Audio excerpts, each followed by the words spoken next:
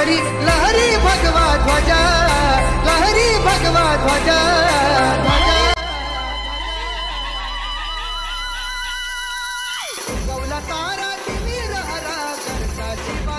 आता या जग सोडून जाणार आहे, परंतु माझ्या समाधीवरती छत्रपती शिवाजी महाराजांचं नाव या ठिकाणी लिहून ठेवायचं आहे।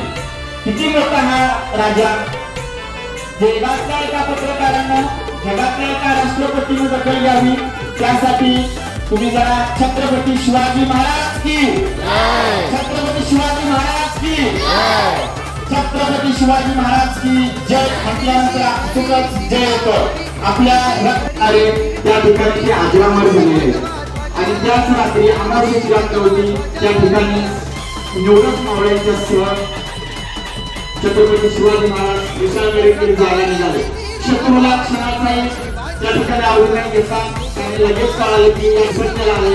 पाटला करत ते सैन्य या ठिकाणी पांढरेपाणी सध्याचं आहे, त्या घोडकिल्ला म्हटलं जातं, त्या घोडकिल्लीजवळ येऊन सोपं आहे, बरोबर आहे की नाही?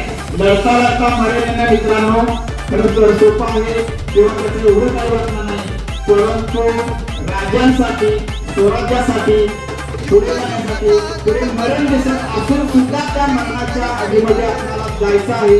हे केवढं मोठं धारिष्ट्य त्या ठिकाणी दाखवलेलं आहे। जाणार आहे खाली, त्या ठिकाणी सर्व बाजूने शत्रूच्या सैन्याने घेरलेलं आहे आणि त्यांच्या स्वराज्य म्हणजे स्वतःच्या राज्याची घोषणा करणं आणि ते स्वप्न पाहणं, ते त्याचं वय होतं किती, अवघे 15 वर्ष।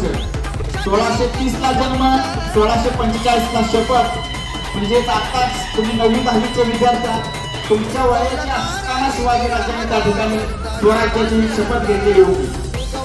त्यानंतर काय झालं, या ठिकाणी